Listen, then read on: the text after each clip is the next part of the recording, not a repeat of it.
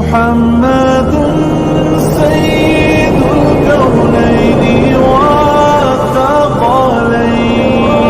صلی اللہ کے اخلاق سماعت کر رہے ہیں وہ اس لیے تاکہ ہم ان اخلاق کو اپنے اندر لانے کی کوشش کریں. حضرت انس کی ہی روایت، حضرت انس کی زیادہ روایت ہے کہ 10 سال خدمت میں رہے ہیں، بہت قریب رہے ہیں، تو ان کے اخلاق کو انہوں نے بہت قریب سے دیکھا. حضرت انس روایت کرتے ہیں کہ جب کوئی شخص حضور نبی کریم صلی اللہ علیہ وسلم کے سامنے آتا تو آپ صلی اللہ علیہ وسلم اس سے مصافحہ فرماتے، اور جب تک وہ خود ہاتھ نہیں چھڑاتا تو آپ ہاتھ نہیں چھڑاتے تھے. یہ نبی پاک صلی اللہ علیہ وسلم کی مصافحہ کرنے کا انداز تھا. اور فرماتے ہیں جب تک وہ اپنا چہرہ خود نہ پھیرے آپ اپنا چہرہ انور اس سے نہیں پھیرتے تھے. تیسری چیز، وہ کبھی بھی آپ صلی اللہ تعالی علیہ وسلم کو اپنے سامنے بیٹھے ہوئے شخص کی طرف پاؤں پھیلائے بیٹھے میں نے کبھی نہیں دیکھا ہے. آپ یہ دیکھیں کہ نبی پاک صلی اللہ علیہ وسلم کے سامنے اگر کوئی بیٹھا ہے تو اس کے سامنے کبھی آپ پاؤں نہیں پھیلاتے تھے، حالانکہ آپ حاکم تھے، چاہتے تو پاؤں پھیلا کے بیٹھتے، کوئی معیوب نہیں سمجھتا، لیکن اس کے باوجود بھی سامنے والا جو بیٹھا ہے اس کی دل جوئی کے لیے اور اس کی عزت نفس کا خیال کرتے ہوئے کبھی بھی اس کے سامنے اپنے پاؤں اقدس نہیں پھیلایا کرتے تھے.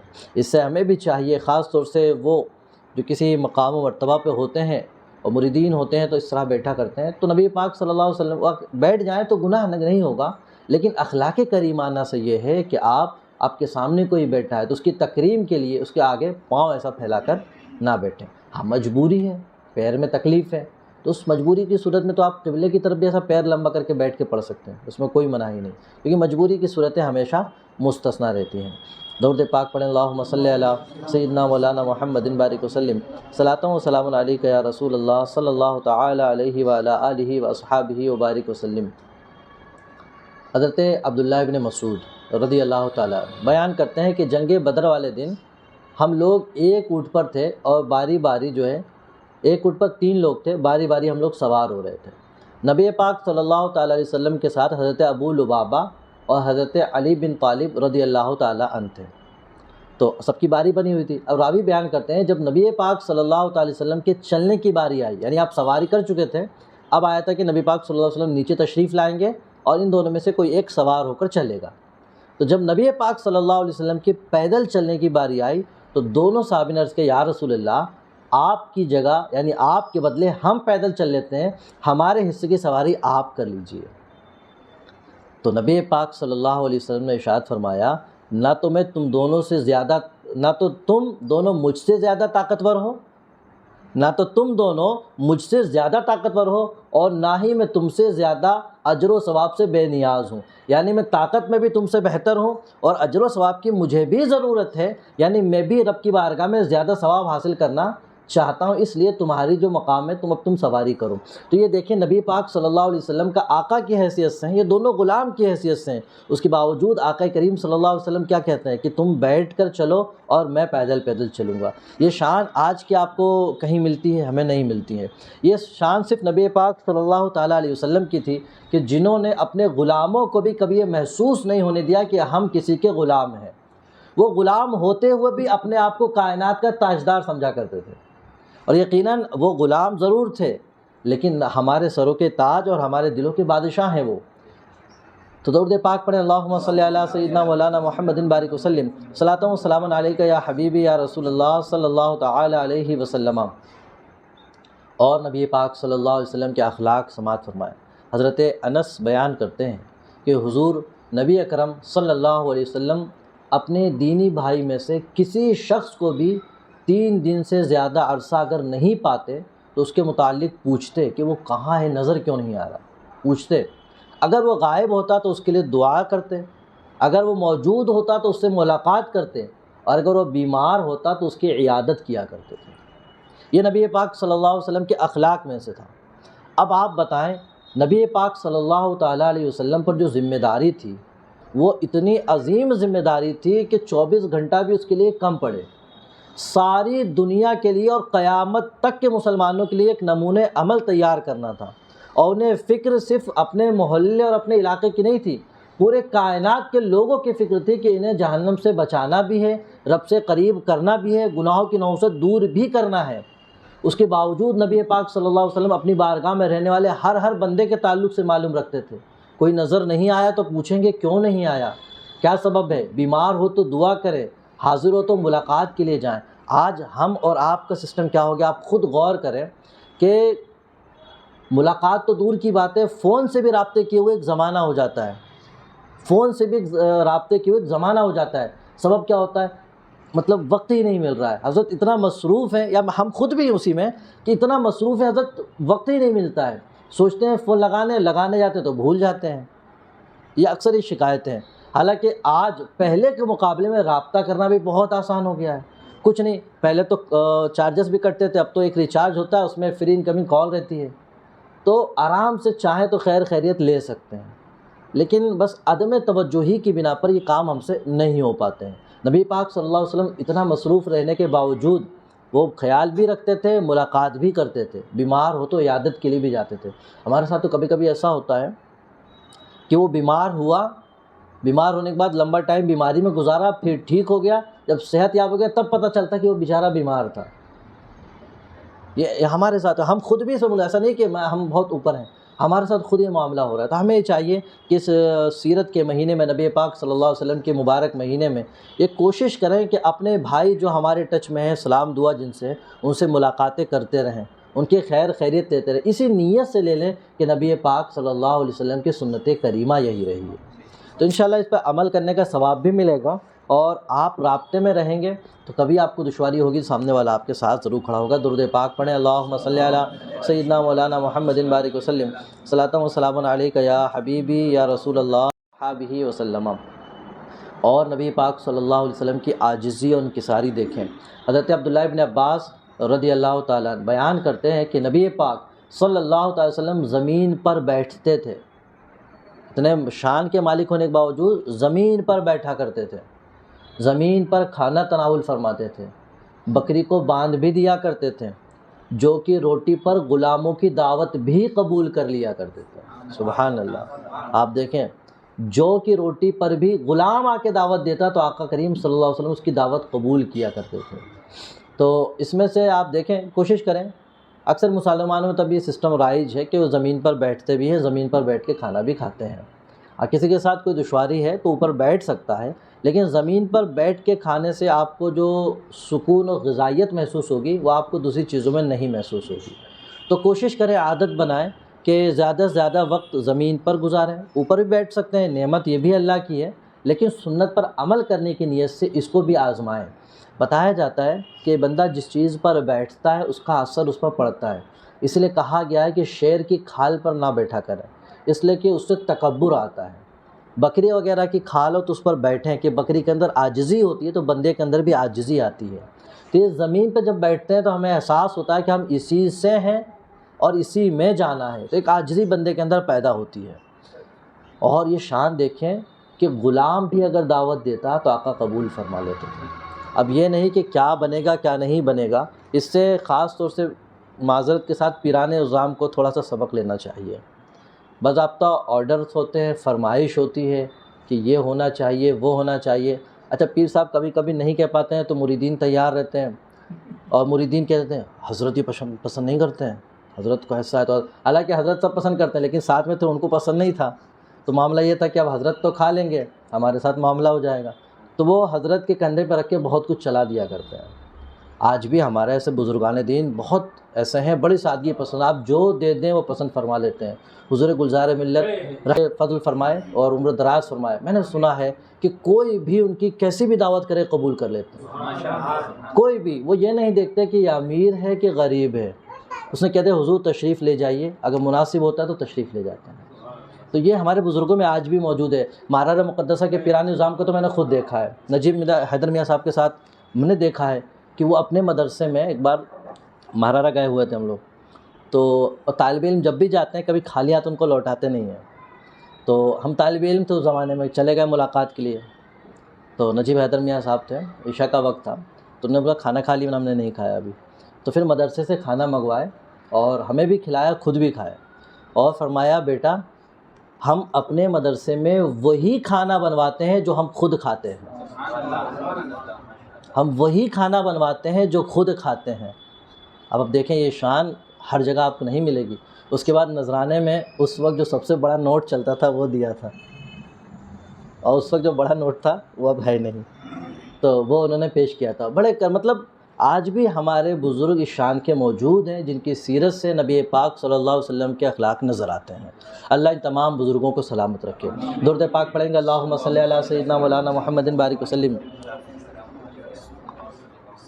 السلام علیکم رسول اللہ۔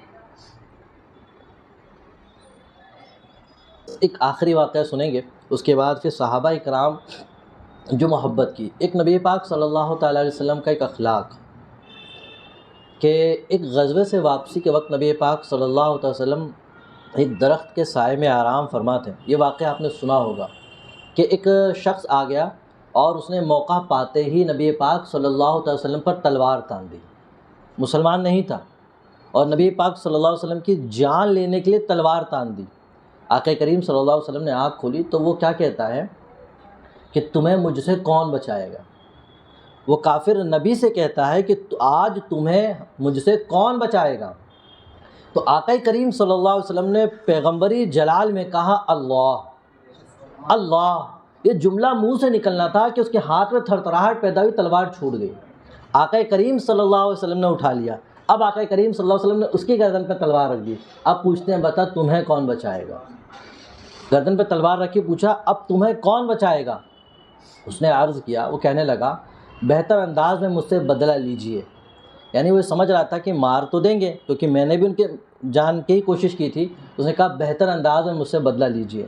تو آپ کریم صلی اللہ علیہ وسلم فرمایا کیا تم یہ گواہی دیتے ہو کہ اللہ کے سوا کوئی معبود نہیں ہے؟ تو اس نے کہا نہیں۔ اس نے کہا نہیں، کیا ہونا چاہیے تھا؟ قتل کر دیتے۔ لیکن نبی پاک صلی اللہ علیہ وسلم کا اخلاق دیکھیں، اس نے آقا فرمایا کہ گواہی دیتے ہو کہ اللہ کے سوا کوئی عبادت کے لائق نہیں؟ اس نے کہا نہیں، مگر میں ایک وعدہ کرتا ہوں، وعدہ یہ کرتا ہوں کہ آئندہ آپ کے ساتھ جنگ میں کبھی نہیں آؤں گا، یعنی کبھی بھی آپ سے جنگ نہیں کروں گا اور نہ ہی کبھی آپ کے دشمنوں کا ساتھ دوں گا۔ نبی پاک صلی اللہ علیہ وسلم نے اس کے وعدے پر اس کو چھوڑ دیا، اپنے جانی دشمن کو جو جان کے لیے کھڑا تھا اس کو چھوڑ دیا۔ اس کے چھوڑنے کا اس کے دل پہ اثر ہوا کہ جب اپنے قبیلوں میں گیا تو جا کے ایک جملہ کہتا ہے کہ اے لوگوں، میں لوگوں میں سب سے بہترین شخص سے ملاقات کر کے آ رہا ہوں، میں لوگوں میں سب سے بہترین شخص سے ملاقات کر کے آ رہا ہوں۔ تو دیکھیں اگر اس کو تلوار سے مار دیتے تو اس کے دل پر جو اثر ہوا تھا وہ اثر نہیں رہ جاتا۔ تو نبی پاک صلی اللہ علیہ وسلم نے تلوار سے نہیں دل فتح کیے ہیں، کیونکہ تلوار سے آپ کسی کی گردن اڑا سکتے ہیں لیکن کسی کا دل نہیں جیت سکتے، اور ایک مرتبہ کسی کا دل آپ نے جیت لیا تو پھر وہ مال کیا جان بھی دینے کو تیار ہو جاتا ہے۔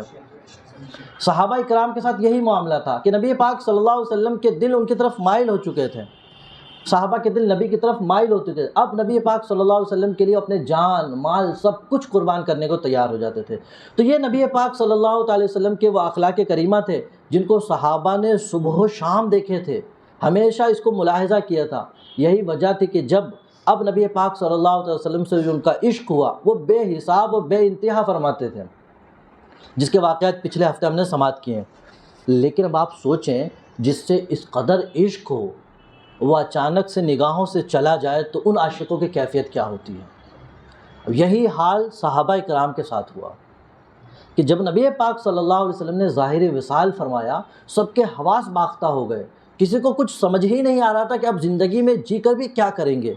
یہاں تک کہ ایک صحابی رسول نبی پاک صلی اللہ علیہ وسلم کے مؤذن ہیں، یہ حضرت عبداللہ ابن رواحہ، عبداللہ بن زید رضی اللہ تعالیٰ عنہ، یہ مؤذن رسول کے نام سے مشہور ہے، حضرت عبداللہ بن زید۔ جب انہوں نے یہ سنا کہ نبی پاک صلی اللہ علیہ وسلم ظاہر وصال ہو گیا، بڑا تکلیف اور بڑے غمزدہ ہوئے، اور غمزدہ ہوتے ہوئے یہ دعا مانگنے لگ گئے، کیا کہ نابینا ہونے کی دعا مانگنے لگ گئے کہ اللہ مجھے اب نابینا کر دے، کہ جب نبی پاک صلی اللہ علیہ وسلم ظاہری دنیا میں نہیں رہے تو اب میں کس کو دیکھوں گا۔ نابینا ہونے کی دعا مانگ لگ گئے اور ان کی دعا قبول بھی ہو گئی۔ جب وہ نابینا ہو گئے لوگوں نے پوچھا کہ تم نے ایسی دعا کیوں مانگ لی، کہ تم نے ایسی دعا کیوں مانگ لی؟ اس صحابی کا جواب سنیں، اور وہ کہتے ہیں کہ لذت نگاہ تو دیکھنے ہی میں ہے، آنکھوں کا سارا کام اس سے جو کچھ منفعت ہے وہ تو دیکھنے ہی میں ہے، مگر سرکار صلی اللہ علیہ وسلم کے بعد اب میری آنکھیں کسی دید کا ذوق ہی نہیں رکھتی ہیں۔ اسی کو کسی شاعر نے کہا ہے آنکھوں میں، انہیں نہ دیکھا تو پھر کس کام کی ہے یہ آنکھیں، انہیں نہ دیکھا تو پھر کس کام کی یہ آنکھیں، دیکھنے کی ساری بہار ہے آنکھوں میں۔ تو یہ صحابہ کرام صلی اللہ علیہ وسلم کا عشق تھا۔ دیکھیں کہ نابینا ہونا پسند کیا، یا رسول اللہ آپ کو دیکھ لیا، آپ کے بعد کسی کو دیکھنا پسند نہیں ہے۔ یہی حال حضرت عمر کا ہوا، جب انہوں نے سنا کہ نبی کا ظاہر وصال ہو گیا، مشہور واقعہ آپ نے سنا ہوگا، تو اب ان کے دل اور دماغ میں ایک جنگ سی ہونے لگ گئی۔ دماغ کہہ رہا ہے کہ نبی پاک صلی اللہ تعالی وسلم وفات ظاہری ہو چکی ہے، لیکن عشق کہہ رہا ہے کہ میں اپنے محبوب سے جدا کیسے ہو جاؤں۔ عشق تو ہمیشہ محبوب کا وصال چاہتا ہے، اور عقل کہہ رہا ہے نہیں، وہ دنیا میں تشریف لائے تھے، جانا ہی تھا۔ عشق کہہ رہے جب دل میں ان کی عشق محبت موجود ہے تو کیسے جائیں گے، ان کے بغیر جیوں گا کیسے۔ جب عشق اور دل اور دماغ کی جب جنگ ہوئی تو عشق دماغ پر غالب آیا، تلوار نکال دی اور کہا اگر کسی نے کہا کہ محمد وفات پا چکے اس کی گردن اڑا دوں گا۔ دراصل سبب یہ ہوا تھا کہ وہ ان کے عشق اور جذبات اور عقل میں جو جنگ تھی اس پر عشق غالب آ گیا، اس لیے انہوں نے تلوار نکالی اور کہا کہ اگر کسی نے کہا کہ محمد ظاہری وفات ہو چکے اس کی گردن مار دوں گا۔ تو یہ دراصل وہ عشق میں اس قدر منہمک تھے کہ جس کو دیکھ کر وہ صبح کیا کرتے تھے، جس کو دیکھے بغیر ان صحابہ کو چین نہیں آتا تھا، جس کو دیکھنے کی تمنا وہ جنت میں بھی کیا کرتے تھے، آخر بغیر اس کے دیکھے وہ صبح شام کیسے کر سکتے تھے۔ اس لیے اس وقت کی کیفیت یہی تھی۔ آج بھی ہمارا کوئی عزیز مرتا ہے، ہماری کیفیت کیا ہوتی ہے؟ ہم بھی اس طرح سے بالکل آپے سے باہر ہونے لگ جاتے ہیں۔ تو وہی حال صحابہ کرام کا تھا کہ جب وہ اس کیفیت سے دوچار ہوئے، حضرت بلال رضی اللہ تعالیٰ عنہ جب انہوں نے یہ خبر سنی تو اس قدر رویا کرتے تھے، مدینہ کی گلیوں میں گھوم گھوم کر رویا کرتے تھے، یہاں تک کہ انہوں نے نبی کے فراق میں مدینہ ہی چھوڑ دیا کہ یا رسول اللہ جب آپ ہی کو نہیں دیکھ پائیں گے تو پھر اب یہاں کیا کریں گے، مدینہ ہی چھوڑ دیا انہوں نے۔ درود پاک پڑھیں اللہ۔ تو حضرت بلال رضی اللہ تعالیٰ عنہ جب نبی پاک صلی اللہ علیہ وسلم کا ظاہر وصال ہوا تو آپ اس قدر آپ غمگین ہوئے کہ آپ نے مدینہ ہی چھوڑ دیا، آپ شام میں جا کر رہنے لگ گئے، اور کچھ دن وہاں رہے۔ تو ایک دن خواب میں نبی پاک صلی اللہ علیہ وسلم کی زیارت ہوئی۔ آقا نے ارشاد فرمایا بلال کیا بات ہے ہم سے ملاقات کو نہیں آتے ہو، بلال کیا بات ہے ہم سے ملاقات کو نہیں آتے ہو۔ بتاتے ہیں کہ اسی رات جب بیدار ہوئے فوراً رخت سفر باندھا کہ جب نبی نے یاد کر لیا ہے تو اب یہاں رہنا کا کوئی مطلب نہیں نکلتا، یعنی جہاں بھی رہیں گے نبی کے لیے رہیں گے، تو اب شام میں رہنے کا کوئی مطلب نہیں۔ فوراً سوار ہوئے اور مدینہ طیبہ تشریف لائے، اور لانے کے ساتھ فوراً روضہ رسول کے چاروں طرف وارفتہ گھوم رہے ہیں بس یہاں سے وہاں، کبھی اس در و دیوار کو دیکھتے ہیں کبھی اس در و دیوار کو دیکھتے ہیں۔ آنے کے بعد تربت انور پر سرکتے ہیں، یا رسول اللہ آپ نے یاد کر دیا، غلام حاضر ہو گیا، لیکن آپ کہاں پردے میں چھپ گئے ہیں؟ یا رسول اللہ یہ آنکھیں دیکھنا چاہتی ہے۔ اور روتے روتے قبر انور پہ وہ سر رکھ دیا انہوں نے۔ جب مدینہ کی گلی میں یہ ہوا کہ بلال آئے ہیں، نبی پاک صلی اللہ علیہ وسلم کے مؤذن آئے ہیں، سب اکٹھا ہوئے، فرمائش ہے کہ بلال جب سے آپ گئے ہیں تو وہ جو اذان ہم سنا کرتے تھے اذان نبوی وہ اب سننے کو نہیں ملتی، ایک مرتبہ اگر وہ اذان سنا دو تو بڑا کرم ہوگا۔ حضرت بلال کہتے ہیں کہ وہ اذان میں کیسے سنا دوں میں، اور میں اپنے آپ پہ کنٹرول کیسے کروں گا کہ جب میں کہتا تھا کہ اشہد ان محمد رسول اللہ تو وہ چہرے انور میرے سامنے ہوتا تھا، اب آج میں اذان میں کہوں گا تو میں اپنے محبوب کو نہیں دیکھ پاؤں گا تو کیسے اذان دوں گا۔ خیر جب صحابہ نے اصرار کیا نہیں مانے وہ، تو حسنین کریمین سے اصرار کروایا گیا کہ وہ ان کی بات نہیں ٹالتے۔